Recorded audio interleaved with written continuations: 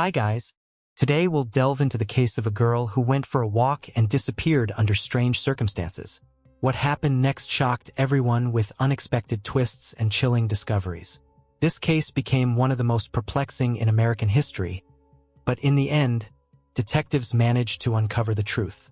Christy Lynn Mullins was born on August 28, 1960 in Columbus, Ohio.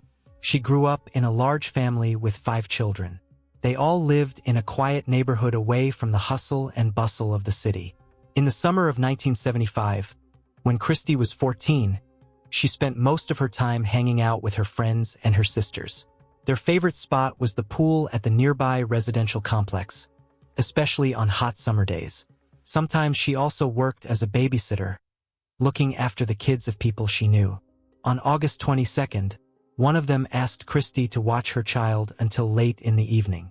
The next day, Christy woke up around noon and began pondering what to do. With her birthday just 5 days away, she was eagerly anticipating it. So time seemed to pass very slowly for her. The day turned out to be extremely hot, with temperatures soaring up to 93 degrees. So, Christy quickly decided that going to the pool would be the best way to spend time and cool off. She brought along her younger sister Kim, and they headed to the residential complex. Kim went straight into the water while Christy opted to lounge on a deck chair. A few moments later, she was approached by her friend, and after a brief chat, they both left. Kim was surprised that her sister left her alone without saying anything but decided not to follow her and stay at the pool. Sometime later, Kim headed home, but her sister wasn't there. After a few hours passed without Christy showing up, Kim started to worry. She decided to walk around the streets to look for her and soon ran into one of the neighbors. He said that about an hour ago, the police had found a girl's body a few miles away, but couldn't identify her. Kim rushed home and told her parents about it, who immediately called the police, explaining that they couldn't find their daughter. They were instructed to come to the morgue, where officers showed them the body of the deceased girl. At first, the parents couldn't tell if it was their daughter because of the extensive bruises covering her face. But soon, the mother noticed a birthmark on the girl's leg and realized it was Christy. Once her identity was established, the police informed the shocked family about what had happened. Around 2:30 p.m., a man called 911 to report finding a human body in the wooded area behind the shopping center. He, along with his wife and son, went there to buy a toy for their daughter. However, before the family went into the shopping center, their son said he wanted to take a walk in the wooded area behind the building. There was a well-known trail among the trees that led to the river, and overall, the place was quite picturesque, so people often went there just for walks. His parents agreed, and they walked along this path into the depths of the forest.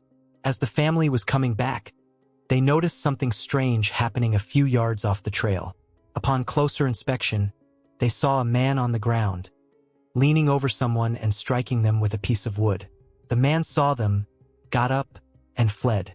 The father approached the spot and discovered a girl on the ground, covered in blood. His wife, who was undergoing medical training, tried to find a pulse on the victim, but was unable to find one. The man ran to the shopping center and called the police from one of the stores. He and his wife provided investigators with a description of the perpetrator. He was a young, tall, slender man, around 20 years old, with long dark hair down to his shoulders. He was wearing only jean shorts and boots. Based on their description, the police created a sketch of the suspect and distributed it to patrol officers. The crime scene examination yielded no results. Officers found the piece of wood used as the murder weapon, but they couldn't find anything that could lead them to the perpetrator. It's worth noting that the victim's hands were tied with a telephone cord and her bikini top was pulled down. The t-shirt she was wearing that day was found next to the body, along with her shoes. Despite this, forensic experts didn't find evidence of sexual assault. Investigators speculated that the perpetrator intended to assault her, but something scared him off. Despite the lack of leads, the police quickly realized which direction to focus on. Christy's younger sister revealed that she left the pool with her friend and Carol, so the police went to talk to her. Carol said that on that day, an unknown man called her home, claiming to be a DJ from a local radio station. He said there would be a cheerleading competition in their town, and the winners would get free tickets to the state fair. The caller claimed that the event would take place behind the shopping center and would start at 1:45 p.m. He told her to wait at the entrance to the trail and woods where someone would meet her and explain everything. Obviously, this story seemed very suspicious to the police, but there were even more odd details. Carol claimed that initially she decided to go to this event with her sister, but halfway there they ran into Christy and her sister. After a brief chat, Carol invited Christy to go with her, so they left the sisters behind and headed towards the shopping center. The girls arrived at the entrance to the woods and waited, sitting on the fence. But no one showed up. Sometime later, said she would go to the shopping center to ask for the time. It took only a few minutes, but when she returned, Christy was no longer there. She waited for a while, but no one appeared, so eventually she left. The police found no evidence to support the claim of any cheerleading competitions in town. They assumed that the caller could have been the killer attempting to lure Carol into the woods, or it could have been some prank unrelated to the murder. Either way, they couldn't trace the call, making it impossible to identify the caller. Investigators also noticed a discrepancy in Carol's story. She said she met Christy and her sister on the street while walking to the shopping center. However, Kim insisted that they were at the pool and Carol came to them there. But that's not all. Late that same evening, Christy's mother encountered Carol, who lived just a few dozen yards from their home, and they had a rather strange conversation. Carol began apologizing to the woman and said that things weren't supposed to go this far. She added that she was supposed to be the target and that 2 people were involved in the murder. Shocked, Christy's mother tried to get more details, but Carol refused to continue the conversation and left. The woman reported this to the police and they spoke with Carol again, but she claimed she hadn't said anything like that and insisted on the truthfulness of her initial version. Later, she was questioned again with a polygraph. The operator didn't detect any signs of deception in response to key questions. After this, investigators shifted their focus away from Carol and continued searching for other leads.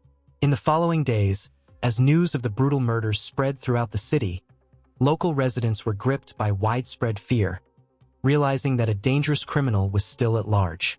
The situation was worsened by another fact. The police believed the killer was a local resident, as they knew about the trail behind the shopping center. Detectives deployed all their resources to find the culprit, and 3 days after Christy's murder, there was a long-awaited breakthrough in the case. Around 5 p.m., a police officer was patrolling the center streets of Columbus when he spotted a man who remarkably resembled the sketch of Christy's killer. The patrol officers immediately contacted the detectives, who quickly arrived at the scene. They asked the man to go with them to the station to answer a few questions, and he agreed. He turned out to be 25-year-old Jack Carmen. Despite the fact that he voluntarily agreed to answer their questions, the police immediately faced a problem. The man had a significant intellectual disability. His IQ, according to various tests, was estimated to be around 50 points. Jack was under the care of a specialized medical institution and lived in an apartment provided by a non-profit organization where he worked. He couldn't read, write, and spoke poorly. The detectives on Christy's case couldn't ignore the striking resemblance between him and the composite sketch. The interrogation proved to be very difficult. Most of the time, Jack answered the detectives' questions with a single word or just remained silent. They also began to doubt whether he was even fully capable of understanding and grasping the meaning of their questions. The interrogation stretched out for 6 hours, but eventually the detectives began to make some progress. By asking the most simple and concrete questions possible, they were able to extract the long-awaited confession from Jack. According to his words, on that day he left his apartment and took a bus to the shopping center to buy himself pants and a shirt. As he walked through the parking lot towards the entrance, he noticed Christy sitting on the fence near the beginning of the trail leading into the woods. He approached the girl, grabbed her, tied her hands, and dragged her into the woods where he assaulted her. After that, Christy tried to escape, and that's when Jack caught up with her, grabbed a piece of wood from the ground and struck her multiple times on the head. Then he ran to the main road in front of the shopping center and jumped on a bus. The next day, the police took him to the forest and Jack pointed out the spot where he committed the crime. He also provided investigators with details that only the perpetrator could know, such as the fact that the piece of wood broke in half when he struck the victim with it. The detectives also lined up several people, including Jack, and asked the couple who found Christie to identify the person they saw that day. Both pointed to Jack. He was charged with several offenses, including assault and murder. Despite the fact that experts didn't find any evidence of sexual assault, Jack confessed to it, so the prosecution decided not to exclude it. The prosecutors sought the death penalty, but Jack's lawyer, with his consent, struck a deal. Jack had to admit his guilt before the judge and receive a life sentence instead of execution. Considering that thousands of people were following this case, everything happened very quickly. On September 3rd, just 11 days after the murder, was sentenced to life imprisonment. But after the trial, many people began to doubt Jack's guilt. The more details about his confession and the man himself emerged in the media, the more people began to wonder, could he really have done something like this? Those who knew Jack initially didn't believe it. According to them, he never showed any signs of aggression. He was quite passive, timid, and compliant. He would tell any lie if someone demanded it firmly enough. For example, once at a charity center, he took the blame for a broken boiler, even though someone else had done it. There were also doubts about Jack's ability to confess to the crime. He could barely speak, yet the police claimed that he had told them about the crime in utmost detail. Those who knew Jack believed that the investigators had simply fed him all the necessary information. They just needed to ask leading questions that already contained facts about the case. For example, did he strike the victim with a piece of wood? And if Jack answered yes, the police could already use it as a confession. One woman who was involved in Jack's treatment added that under threat, he could confess to anything. It was enough for him to hear that he faced the electric chair. He would do whatever the detectives asked. But that's not all. Supporters of Jack's innocence found out that the police had brought him to the murder scene at the same time as the witnesses, the same married couple who later identified him among other people at the police station. So, they had already seen Jack and knew that he was a suspect. The police had claimed that the witnesses didn't cross paths with Jack, but no one believed it. There were many more facts that raised strong doubts about Jack's involvement. For example, the police couldn't find the bus driver or even a single passenger who saw Jack on the way to the city center.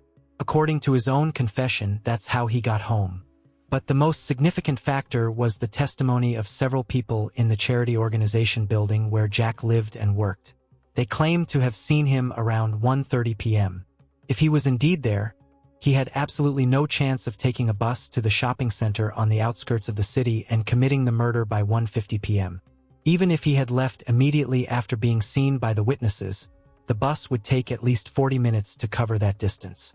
All these facts made many people not just doubt Jack's guilt, but come to the conclusion that police had essentially coerced his confession.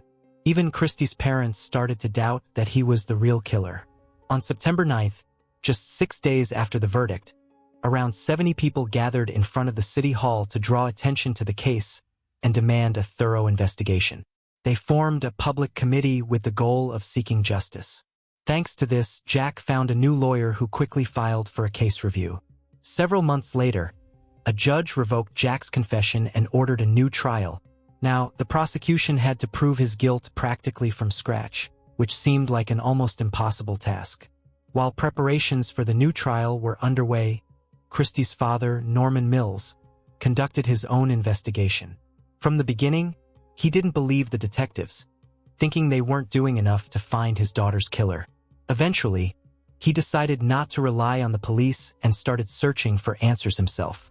Soon after the murder, he and some neighbors went to the woods to inspect the area. There, they found jean shorts and blood-stained men's underwear. They handed these items over to the police, who had initially just overlooked them. However, it remained unknown whether these items were linked to the case or even tested.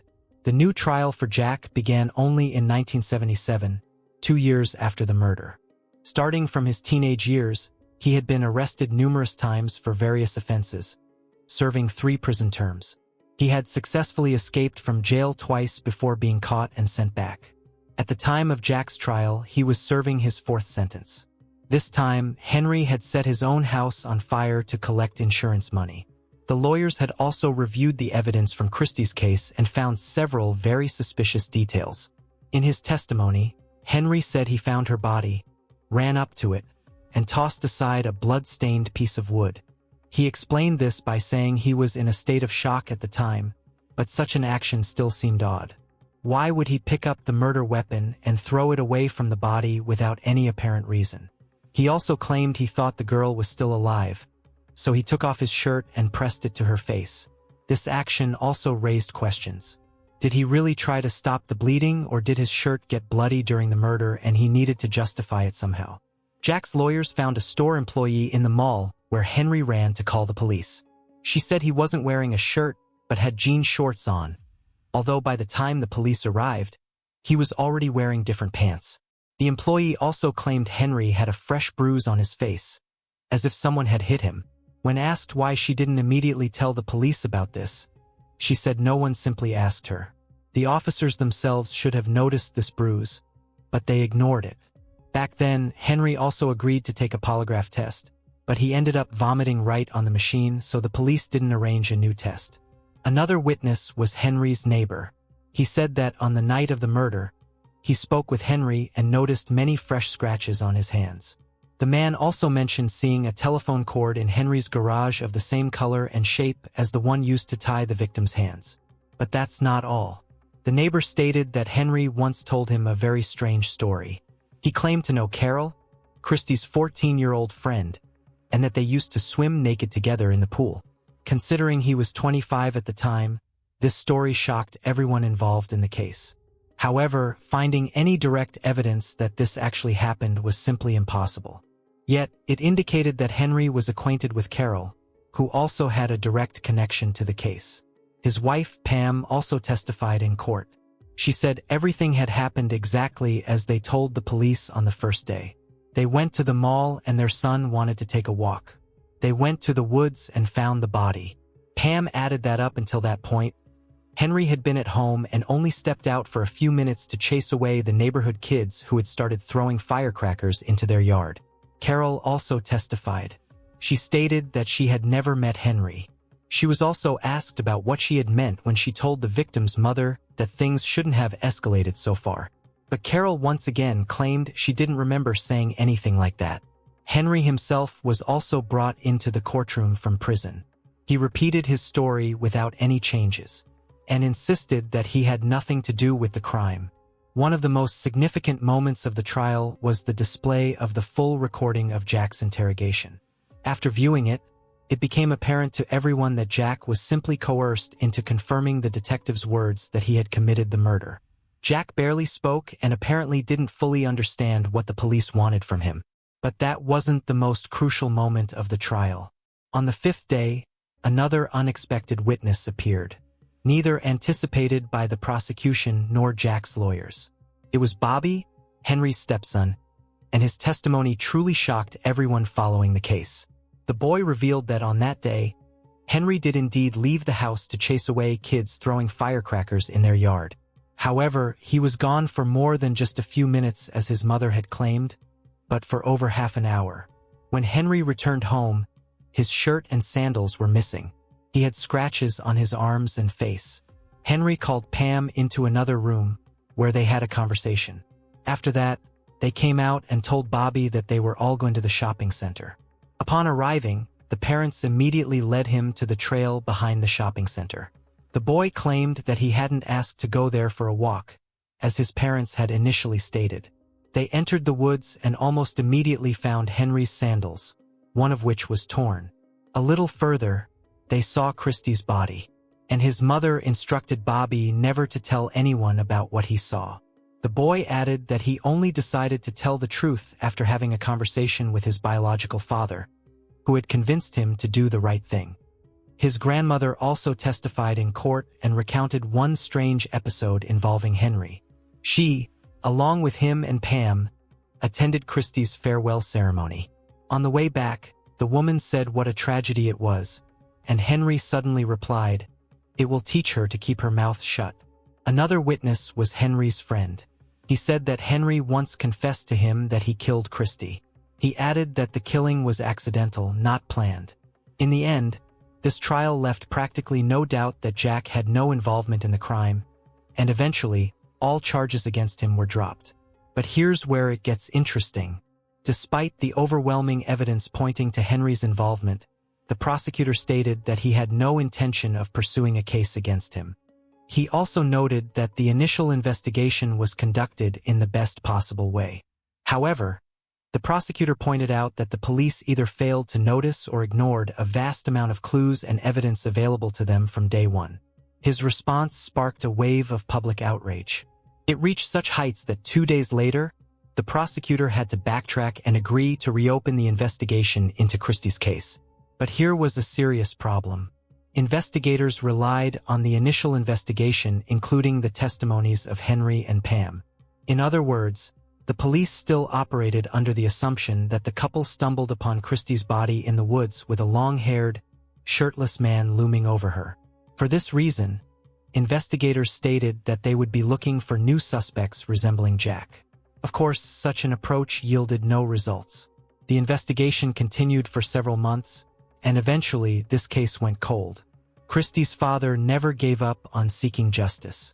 Once, he filed a civil lawsuit against Jack.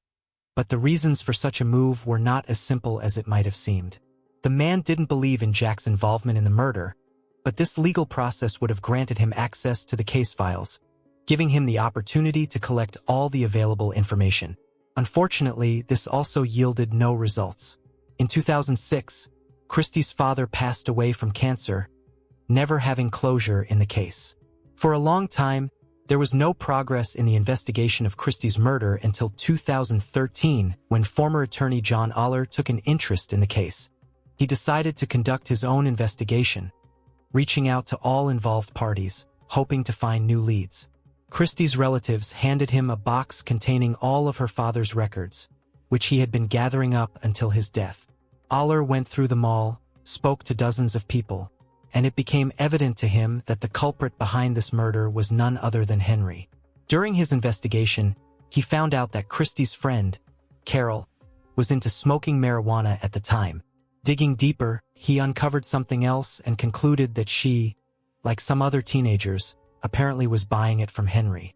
This became another link between him and Carol and could indicate the real reason why the girl went to that forest. He theorized that the whole story about the DJ was simply made up, and in reality, Carol arranged to meet Henry in the forest to buy the illegal substance. Perhaps she decided to invite Christie along under some other pretext, such as using the same story about the DJ and cheerleading competition. Another, much darker version, suggested that Carol may have initially lured Christie there at Henry's request, who had planned to assault her. However, the girl fought back, as evidenced by the scratches and bruises on his body, and the man killed her. Aller discovered that by that time, Henry had committed even more crimes, including arson, domestic violence, and assault. There was another incident linked to him, but he wasn't tried for it: the death of his wife, Pam. In 1982, she filed for divorce, and just a month later, she was found dead in their apartment where she still lived with Henry. The official cause of death was a sleeping pill overdose, and the police found a note indicating that she did it herself.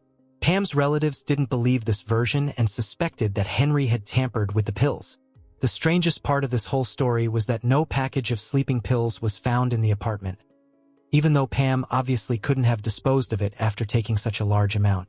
That same year, 2013, when Aller took on the case, Henry passed away from cancer at the age of 63.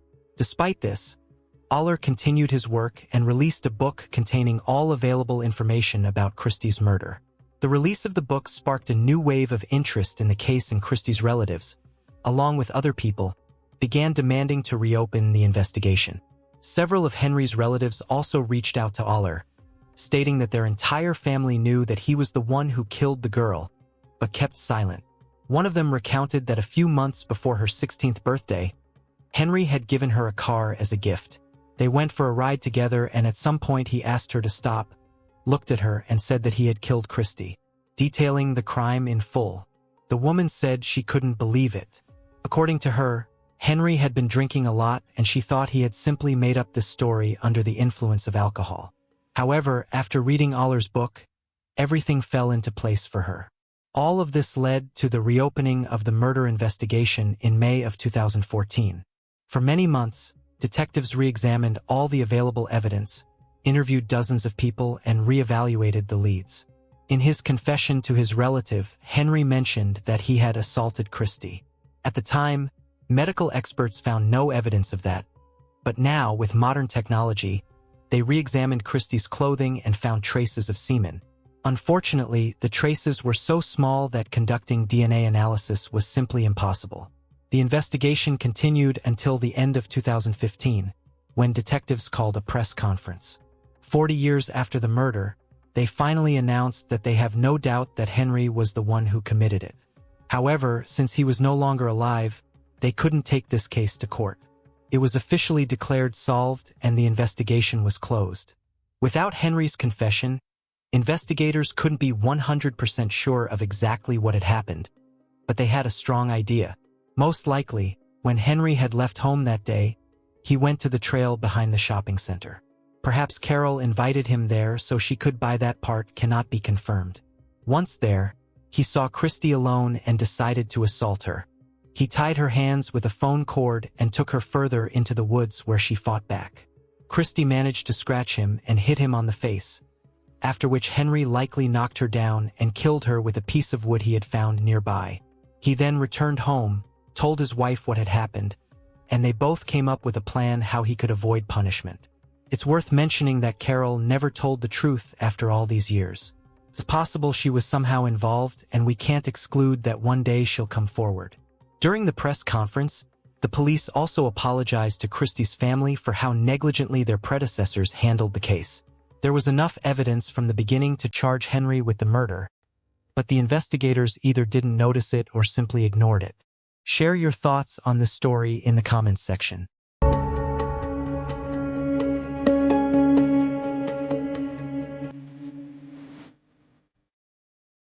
A young woman vanished just 2 days before her birthday under mysterious circumstances. From the very first hour of the investigation, police uncovered a series of suspicious clues that suggested something terrible might have happened to her. Despite these alarming signs, the investigation dragged on for more than a decade, and it wasn't until 12 years later that the shocking truth finally came to light. The outcome left the entire country outraged as no one expected anything like this. Caitlin Markham was born on August 16, 1989 in Fairfield, Ohio. She grew up in a loving family with her parents and younger sister and was surrounded by many friends. Even as a child, Caitlin had a gift for making connections. She could approach the shyest kids on the playground and have them laughing and playing with her in no time. Caitlin was also a creative soul who loved singing, drawing, and basically anything related to art. Her passion shaped her career path. After high school, she enrolled in a local university to study graphic design. The summer of 2011 was supposed to be a turning point in Caitlin's life. She was preparing for her final exams and planning a big move to Colorado with her fiancé, John. The couple had been together for 6 years and got engaged the year before. They dreamed of starting their life together in a new city and were looking forward to getting married after the move. On the morning of August 14th, Caitlin was supposed to go to her shift at the bridal shop where she worked part-time. That day, her loved ones tried reaching out to her, but she didn't respond to any calls or messages. Soon, her family began to worry and contacted Caitlin's workplace, only to find out that she hadn't shown up for her shift that morning. This was highly unusual. Caitlin was always in touch and had never missed work without letting someone know. Still, her family initially thought she might be busy with someone else and couldn't get back to them. They decided to wait it out. But as evening approached and there was still no word from Caitlin, their concern grew to a breaking point. Her fiancé, John, decided to stop by her apartment after work to check if everything was okay. Caitlin's car was parked in front of the small apartment complex where she lived. But when John entered the apartment, which was unlocked, he only found her dog inside. There was no sign of Caitlin, and nothing seemed out of the ordinary to suggest that something bad had happened. Despite this, the fact that she hadn't been in touch all day was deeply concerning to everyone who knew her. So John decided to call the police. He explained that his fiancée hadn't been in contact since the morning and they sent a patrol officer. After searching Caitlin's apartment, the officer found no signs of a break-in, struggle, or anything to indicate a crime. But one particular thing did stand out as suspicious. Caitlin's keys were inside, along with her wallet and ID. Given that she wasn't at home, this raised red flags for the officer. If Caitlin had left on her own, she would have at least taken her keys and locked the door behind her. John said that he last saw Caitlin the night before. They had been hanging out at her place with a mutual friend. After his friend left, John headed to a party with some other friends, while Caitlin decided to stay home because it was already late. A few hours later, John returned to his own home, where he lived with his mom. He and Caitlin exchanged a few messages, but after that, she stopped replying. John mentioned that he texted her every morning and always got a response. Except this time. Investigators spoke with Kaylee's friends and family, but none of them had been in contact with her since the previous evening. Everyone insisted that Caitlin wouldn't have just taken off without a word. It was completely out of character for her. She was focused on her final exams. Her birthday was only a few days away, which she planned to celebrate at a local restaurant with her loved ones. With all this information in hand, the police began to suspect that something bad might have happened to Caitlin and decided to launch a search operation. They brought in over 100 volunteers, divided them into groups, and started combing through the city. Her family and friends also prepared flyers with information about Caitlin, which were soon posted on nearly every street. Meanwhile, detectives were looking for any leads that they could find. Naturally, they started by investigating Caitlin's fiancé, John. On the first day, the police noticed some small scratches on his neck, but John explained that he had accidentally scratched himself while shaving. They also asked him to take a voice stress test, which basically analyzes recorded answers for any signs of deception. The results were inconclusive, but the detectives couldn't determine if they indicated that John was lying or simply anxious about his fiancée's disappearance. From the start, he was actively involved in the search efforts, answered all the police's questions, and even gave multiple interviews to local news outlets, which had already begun covering the case. The investigators then verified John's alibi, confirming that he was indeed at a party with friends that night. They were also able to corroborate his account of returning home afterward and watching a movie on his laptop by reviewing the data on his computer. Detectives spoke with a mutual friend who had visited Caitlin and John that evening, and he confirmed that he was indeed at her place. He mentioned that they talked about the couple's upcoming move, Caitlin's exams, and just chatted. However, he did note that Caitlin seemed quieter than usual, spending most of the evening studying on her laptop. He assumed she was simply stressed about the upcoming exams, which were only a few weeks away. Based on this information, the likelihood of John's involvement seemed slim, and investigators shifted their focus to other leads. After obtaining a warrant to track Caitlin's phone, they discovered that it had been turned off at 12:06 a.m., and there had been no activity since. They also saw that she had sent John a photo about half an hour earlier, which aligned with his account. Despite their efforts, no further traces of Caitlin were found, so the police doubled down on the search. In the days that followed, even more volunteers joined the effort, and national media began covering her disappearance. Search teams scoured forests, bodies of water, and abandoned buildings, but nothing yielded any results. Weeks went by, and despite the ongoing search, the police found no trace of Caitlin. John continued to be heavily involved in the search efforts, but as time passed, more and more people in the town started to suspect that he might have had something to do with his fiancée's disappearance. Eventually, these rumors reached John himself, and he addressed the accusations, stating that all he wants is to bring Caitlin home and that he didn't have time to focus on such allegations. The investigators also made it clear that they had no solid reasons to suspect John. His alibi checked out. He had allowed them to search his home without a warrant and consistently cooperated with the police on every request, doing everything they'd asked. Still, John admitted that the accusations sometimes frustrated him. Once, while putting up flyers on the street, a woman approached him and started talking about the case. She mentioned that most people thought the boyfriend was probably the one who did it, without realizing she was actually talking to him. The search for Caitlin continued for several months, but eventually the investigators had to call it off.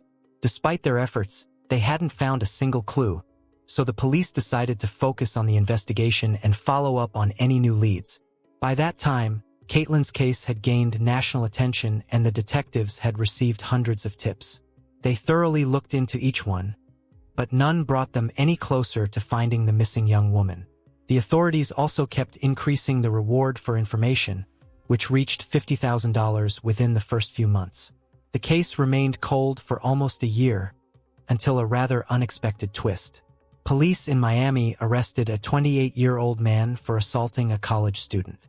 At first, this seemed unrelated, until detectives working on Caitlin's case discovered that this man had been living right across the street from her apartment complex at the time of her disappearance. Detectives went to Miami to question him and establish his whereabouts on the night Caitlin vanished.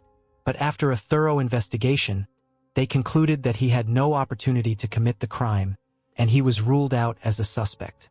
This case remained cold for another year until April 10, 2013. On that day, a man from a small town called Cedar Lake in Indiana went searching for scrap metal along a road near a wooded area. As he walked past some trees, he noticed a bundle of black tarp. He decided to inspect it and, to his horror, discovered human bones inside. He immediately called the police and the officer sent the remains to a lab for analysis. During the search of that area, they also found another bag which contained only a skull. The experts quickly determined that the remains were indeed human and, using dental records, identified the victim. It was Caitlin. This confirmed that Caitlin had been dead all along, and the police were now certain they were dealing with a murder, as someone had dismembered her body and transported it to a neighboring state. The killer hadn't even attempted to bury the remains. They had simply been left next to a pile of trash. Due to the advanced state of decomposition, the forensic experts were unable to uncover any significant clues or determine the exact cause of death. The only notable finding was evidence of a stab wound on one of the arm bones. Although the exact cause of death could not be established, the medical examiners confirmed that it was undoubtedly a homicide. The fact that the remains were discovered in another state complicated the investigation. Police from both Indiana and Ohio had to work together, but despite their combined efforts, they made little progress. They did, however, conclude that the body was likely kept elsewhere before being moved to the woods. It's possible the killer feared it would be discovered and decided to relocate the remains to a more remote spot. In 2015, Caitlin's father decided to hire a private investigator, because he felt that the local police department was not putting enough effort into solving the case. The investigator conducted his own investigation, speaking with Caitlin's relatives and friends, and eventually identified 2 potential suspects. He passed this information on to the police, but they chose not to disclose the detectives' findings. That same year, the reward for information increased to $75,000. Yet this still did not bring investigators any closer to solving the mystery. Caitlin's father fought to have this case transferred from the local police to the county authorities, and by the end of 2015, he finally succeeded. A new team of detectives took over and began working on the case basically from scratch. In 2016, detectives told reporters that they had a prime suspect whom they believed to be responsible for the murder, but they lacked any evidence to make an arrest. Because of this, they did not reveal the suspect's identity, and the investigation stalled once again for years. In 2018, police in a town just a few miles from Caitlin's home discovered the body of another young woman. The circumstances of this crime bore a striking resemblance to Caitlin's case, prompting investigators to explore a possible connection. They soon identified a suspect named Michael, who had reportedly stalked the victim for weeks before killing her. Detectives began to investigate any potential links between Michael and Caitlin, and initially they found none. But soon they stumbled upon a surprising detail. In one of the killer's social media photos from a music festival, he was seen standing next to Caitlin's fiancé, John. When police questioned John about this, he confirmed that he had met Michael at the festival, but stated that they had barely interacted. Despite the intriguing coincidence, investigators couldn't uncover any further connection between Michael and Caitlin, making it impossible to link him to her murder. This continued until 2023, when investigators unexpectedly announced the first arrest in Caitlin's case. Police took a man named Jonathan into custody. They informed the media that Jonathan was a close friend of both Caitlin and her fiancé. At first, the police kept the details of the arrest under wraps, but 2 months later, they made another shocking move. Caitlin's fiancé John was arrested on suspicion of her murder. Only after this did investigators share with the public what they had uncovered in the past few years. When the case was handed over to the county police, the new detectives started from scratch, going through all the existing evidence. Right away, they found John's behavior suspicious, especially his 911 call. The investigators felt his words sounded rehearsed, almost like he was reading from a script. They got the same vibe from his initial statements to the patrol officer. Next, the detectives looked at recordings of conversations with mutual friends of Caitlin and John. Many of these friends had shared some concerning observations back in 2011. According to their accounts, in the months leading up to her disappearance, Caitlin expressed that there were serious issues in her relationship with John, so serious that she even considered breaking up with him. She told her friends that John had started using drugs, became more aggressive, and was constantly watching adult content of a quite disturbing nature. Another interesting aspect of the case came from witness statements that had been in the police's possession since 2011. On the night Caitlin disappeared, 2 teenagers snuck out for a party around 2 a.m. As they passed John's mother's house, they noticed 2 cars pull up with their headlights off. John got out from one of the cars, went inside the house, and quickly returned before getting behind the wheel. Both cars then drove away, still not turning the lights on. These statements contradicted John's alibi, who claimed he had been home watching a movie. But investigators found out that his alibi relied on open tabs on his laptop related to that movie. But there were no concrete proofs confirming he was actually at home watching it. So, it turned out John didn't really have any solid alibi. On the contrary, 2 witnesses had seen him that night under very suspicious circumstances. But that wasn't all. It turned out that on the night Caitlin disappeared, John's phone had been turned off just 2 minutes before Caitlin's and remained inactive for 15 hours.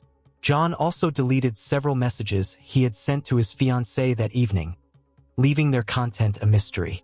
Initially, he claimed that Caitlin hadn't responded to his good morning message, but was later revealed that he never sent such a message at all. Another interesting detail was neighbors' reports about hearing some noise from Caitlin's apartment that night. According to their initial statement, they heard arguing, banging, and then someone quietly repeating the word no.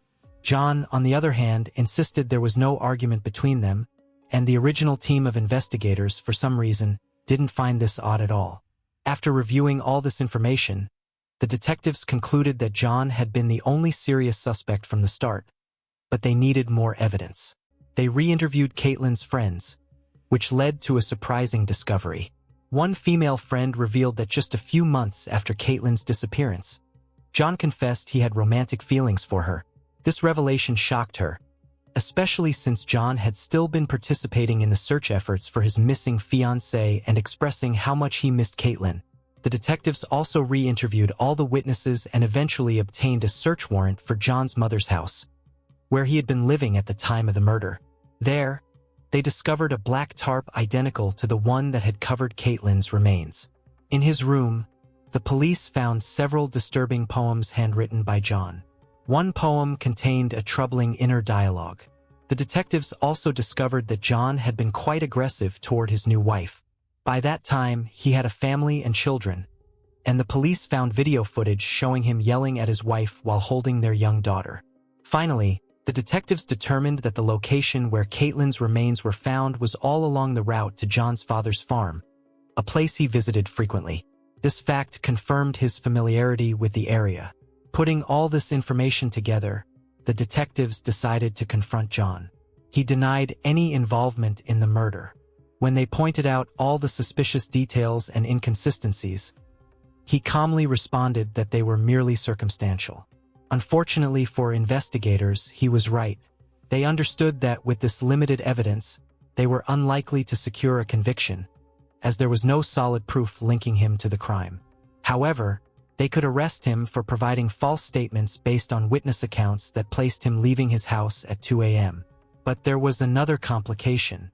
Witnesses reported that John wasn't alone. Another car had pulled up with him. Following this lead, detectives focused on his friend Jonathan, suspecting he might be the other person. They soon discovered that Jonathan was also in that group photo from the music festival, alongside John and a convicted murderer who had killed another young woman. Reviewing Jonathan's conversations with the police in light of their findings, the detectives decided to arrest him for providing false statements, although they didn't disclose specific details at the time. 2 months later, they arrested John himself, but the case still hung by a thread due to the lack of substantial evidence. The detectives seemed to hope that Jonathan would give them a confession. At that point, they believed someone had helped the fiancé dispose of the body, and it seemed his friend was involved. But both men continued to deny any connection to the murder, and John posted a $1 million bond securing his release until the trial. Given all this, the investigators took a desperate step. Realizing that a jury trial would likely lead to John's acquittal, they decided to offer him a deal. The prosecution agreed to reduce the charge of third-degree murder in exchange for a confession, and John accepted the offer. In June 2024, he appeared before a judge and pleaded guilty but refused to share any details of the incident as it wasn't required under the terms of the deal. In the end, the judge sentenced him to the maximum possible term for that charge, which in Ohio was only 3 years. This verdict understandably outraged the entire country, but the judge had no power to change it. Had John not accepted the plea deal, he could have easily avoided even that sentence, as there was simply no evidence for first-degree murder charges. As for his friend Jonathan, all charges against him were dropped for the same reasons. It seemed the detectives were unable to find any evidence that he had assisted in disposing of the body. After the sentencing, Caitlin's father expressed that the biggest concern was not knowing the full truth behind his daughter's murder rather than the actual prison sentence. He admitted that he initially doubted John's guilt but had gradually shifted toward believing it over the years. He recalled how John had stayed in touch with him and even hugged him at Caitlin's funeral, despite being the one responsible for her death. Shortly after John was placed in prison, his cellmate contacted the police and claimed that John had told him some details about the murder. According to the inmate, there had been an argument between them that night and John had lost control. He attacked Caitlin and strangled her, then panicked and even thought about calling the police.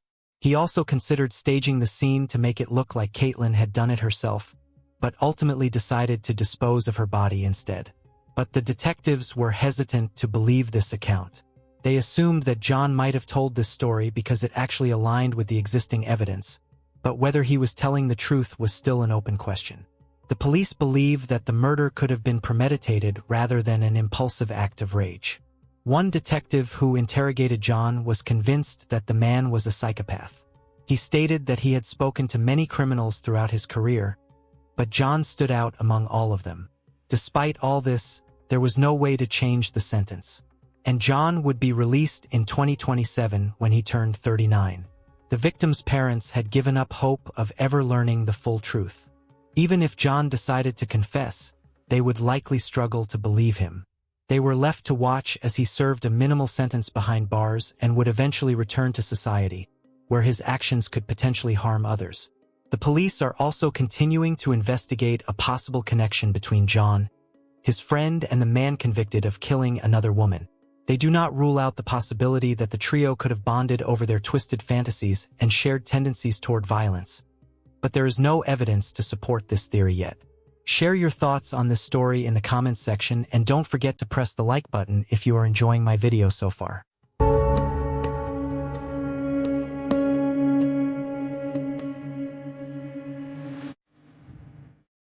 On Halloween night, a woman stayed home with her daughter for just a few minutes while her husband went to the store. When he returned, he was met with a horrible sight, something you wouldn't even see in horror movies. Later, even some police officers had to seek psychological help, as they had never dealt with anything quite like it, and the truth in this dreadful case shocked everyone who was involved. Doreen Herbert was born on November 29, 1952 in California, and grew up in a very large family of 5 children. Doreen was a kind, positive person who always sought to help others. Since her school years, she decided to pursue a career that would allow her to help people. So after college, she moved to San Francisco and started working as a physiotherapist. Doreen also dreamed of creating her own big family, and soon the opportunity presented itself. At the age of 24, she met a man named Michael Dennis. He worked at a manufactory near Doreen's clinic, and soon the couple began dating. A few months later, they decided to get married, and in 1976, their son Paul was born. Initially, Michael and Doreen were happy together, but after the birth of their child, their relationship started to deteriorate. Within a year, they decided to divorce. Their son stayed with his mother, and Michael could regularly visit him. Despite all this, they maintained normal relationship. A year later, Doreen met a man named Charles. They began dating, got married, and decided to move to San Jose, settling in a quiet residential area. In 1979, their daughter Diana was born. Charles, like his wife, dreamed of having a big family. He raised her son and was overjoyed at the arrival of their daughter. However, tragedy struck the family in February 1980. 4-year-old Paul climbed over the fence around their pool and fell into the water. Doreen, who was at home at the time, noticed it too late. She pulled her son out of the water and called for an ambulance. They took the child to the hospital, and he was connected to a life support machine. But after 10 days, the doctors concluded that there was no chance of survival. The decision was made to disconnect him from the machine. Doreen was devastated and broken. She couldn't stop blaming herself, even though the police investigation showed it wasn't her fault. Nevertheless, the woman continued to live, and her little daughter helped her cope with this tragedy. For years after the tragic events, something good finally happened with the family. Doreen and Charles had been trying to have another child for a long time, but unfortunately, pregnancy had been interrupted twice. Eventually, Doreen became pregnant again, and this time, everything was going well. The couple was expecting the arrival of a boy scheduled to be born in early November. Just a few days before Doreen was supposed to go to the hospital, the family decided to participate in Halloween activities. It was the evening of October 31st. All neighbors decorated their homes, handed out candies, and went trick-or-treating with their children in the neighborhood. Diana, who was 4 at the time, really wanted to join in, and her parents couldn't refuse. Despite Doreen being 9 months pregnant, she went trick-or-treating with her daughter, while Charles stayed home, handing out candies to other kids. The mother and daughter returned home shortly before 9 p.m. Charles informed his wife that they were running out of candies and he planned to drive to the nearest store to refill their supplies, because he didn't want to leave the neighborhood kids without treats. He left the house around 8:50 p.m. and returned approximately 15 minutes later. Approaching the house, he noticed the front door was slightly ajar, which struck him as odd. However, what awaited him inside was a genuine nightmare. Upon entering, he discovered his wife lying in the corridor on the floor, surrounded by a substantial amount of blood. Doreen showed no signs of life, and Charles immediately called 911. Soon he noticed that in the living room lay the body of their unborn child. The man was in a deep state of shock, unable to believe what he was witnessing. At some point, the thought crossed his mind that Doreen might have had a miscarriage, but he quickly realized it was much worse. Next to the child lay a human hand. Charles immediately understood it belonged to Doreen. Realizing that someone had attacked his family, he began searching for his daughter, fearing that something might have happened to her as well. There was so much blood on the floor that the man even slipped and fell while running through the house. Fortunately, the girl was alive. She was hiding behind the sofa in the living room. When the ambulance arrived, paramedics found a weak pulse in Doreen and rushed her to the hospital. Unfortunately, they couldn't save her, and she passed away in the ambulance. Her child also did not survive.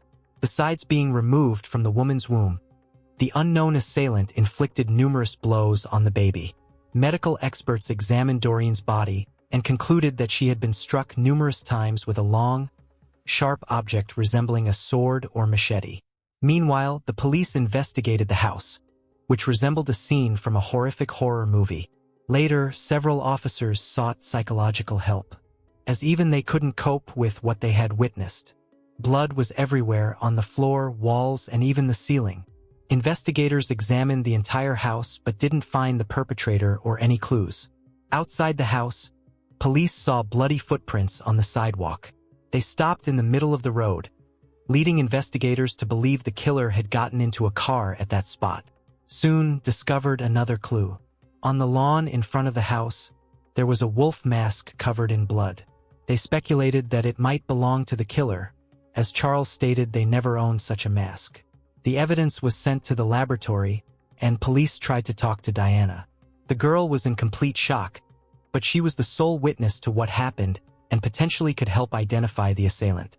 Diana told them that shortly after her father left for the store, someone knocked on their door. Doreen went to answer and saw a man in a wolf mask holding a long blade.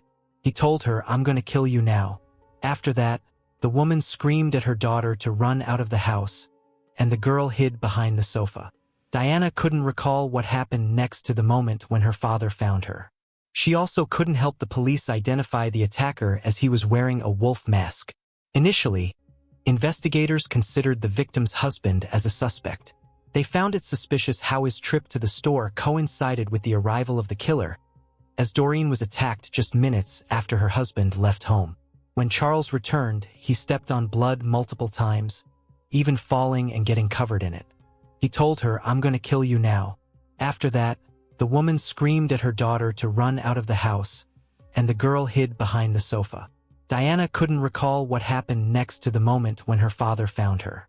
She also couldn't help the police identify the attacker as he was wearing a wolf mask. Initially, investigators considered the victim's husband as a suspect. They found it suspicious how his trip to the store coincided with the arrival of the killer, as Doreen was attacked just minutes after her husband left home.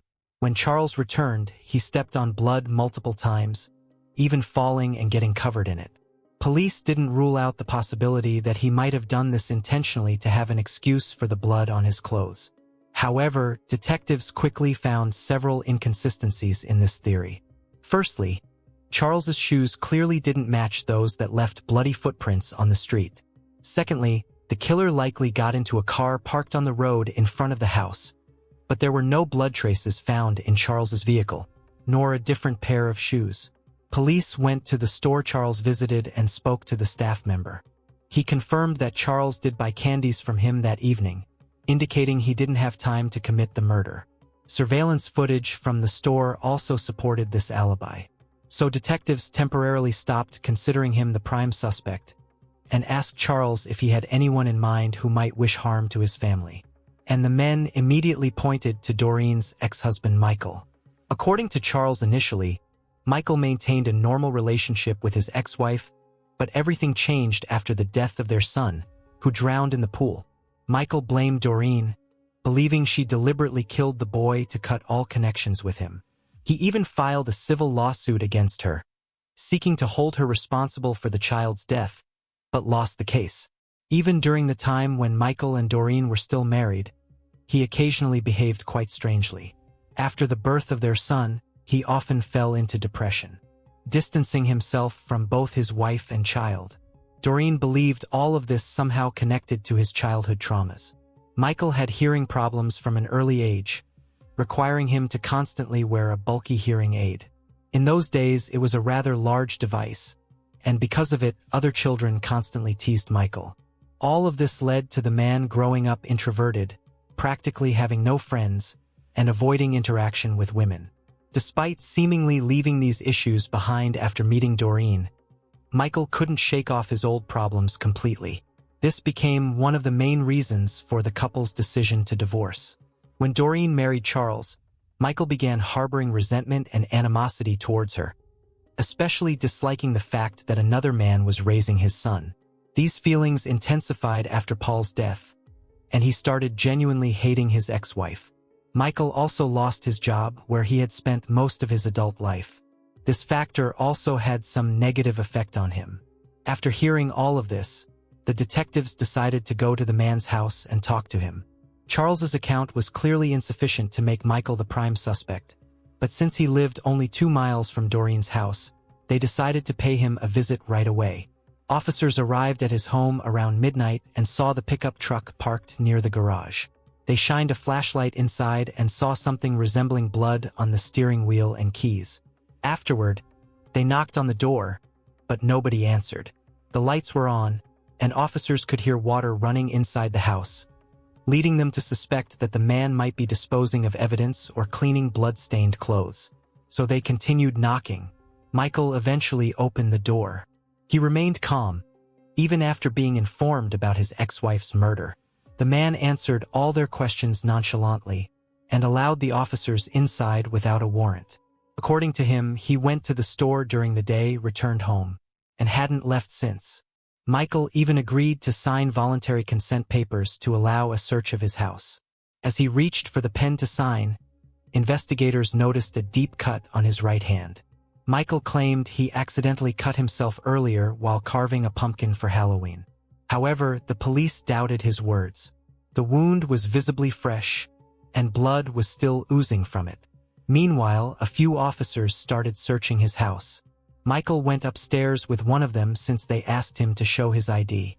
When they entered his bedroom, Michael reached for the bedhead board, but the officer immediately told him to step aside. His actions seemed suspicious. Why would he keep his documents behind the bed? When the officer approached, he saw a holster hanging on the bedhead board with a loaded gun inside. He took the weapon and led Michael downstairs to the other officers. Meanwhile, his colleagues discovered blood droplets on the floor, leading them to a washing machine in the garage and a pile of clothes with bloodstains. This was sufficient for an arrest, and they took the man into custody. Afterward, detectives along with forensic experts scrutinized the house more thoroughly, seeking evidence that might link Michael to the murder. The analysis of the blood would take a few days, and meanwhile the police found some new gruesome discoveries. At first, they uncovered an empty box for a machete with an 18-inch blade. Medical experts confirmed that this model perfectly matched the wounds on Doreen's body. Secondly, Michael had 2 makeshift coffins in his house, leading detectives to suspect they were intended for Doreen and her husband. Additionally, the police found body bags typically used by medical staff. Considering Michael had no association with these items, it raised significant concerns. Putting all these pieces together, the police went to the judge to request a warrant for the suspect's arrest for an extended period. Without it, they could only detain him for a limited time. However, the judge deemed the evidence too circumstantial. As a result, Michael had to be released, and the man walked free. Nevertheless, 3 days later, the detectives got the answer from the lab. Experts found 2 types of blood at the crime scene, belonging to different individuals. Blood type analysis revealed that the majority of it shared the same blood type as Doreen, with a small amount matching Michael's. Apparently, the man injured himself during the attack on his ex-wife. This time, the judge promptly issued an arrest warrant, and Michael was officially charged with the murder of his ex-wife and her unborn child. Soon, detectives found another piece of evidence linking him to the crime. Speaking with Michael's acquaintances, they learned he owned the exact same wolf mask found near Doreen's house. On the previous Halloween, he wore it to a party, and police even discovered a photo of Michael wearing the mask. To eliminate any doubts, they found in his home the exact clothing he wore in that photo. But the story of the mask didn't end there. To further strengthen the case, police interviewed all of Doreen's neighbors about that evening. It turned out that children going door to door for candy saw an adult man wearing a wolf mask standing across the street from the victim's house, staring at it. Notably, they spotted him around 7 p.m., 2 hours before the murder. Michael's trial began in July 1988, 4 years after the murder. Initially, he pleaded guilty, but later changed his plea.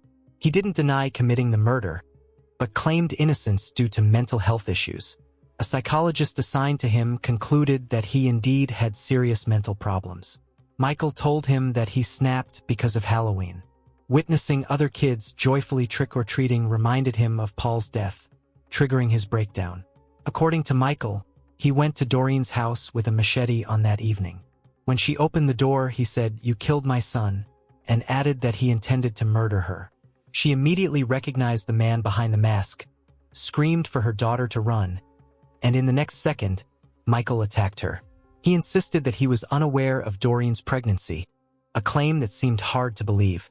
Standing at just 411 feet tall, all her friends insisted it was impossible not to notice her pregnancy.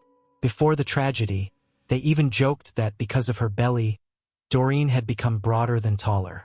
The prosecution argued that the man was fully aware of his actions and had planned the crime in advance. During the investigation, detectives discovered he had told friends about his desire to kill his ex-wife and her husband, then dispose of their bodies in the bay. Given that they found 2 coffins and body bags in his home, the prosecution suggested he intended to carry out this plan, but changed his mind for some reason. Perhaps he panicked or feared staying in the house too long, thinking he might get caught. Doreen's daughter Diana also testified at the trial. At that time, she was 9 years old and still vividly remembered what happened. Charles didn't want his daughter to go through such a traumatic experience, but she was the only witness. The trial spanned a year, and in the end, the man was found guilty of murdering Doreen and her child. Michael was sentenced to death, but while he awaited execution, California imposed a moratorium on the death penalty. As a result, Michael remains behind bars to this day, and his sentence is unlikely to be carried out anytime soon. Many years later, Diana revealed that this murder haunted her throughout her life, never allowing her to forget that horror for a moment. Eventually, she decided to forgive Michael and try to leave it all in the past, fearing she might lose her sanity otherwise. Thank you so much for watching the whole video. Share your thoughts in comments. Also subscribe to my channel. Your support means a lot to me.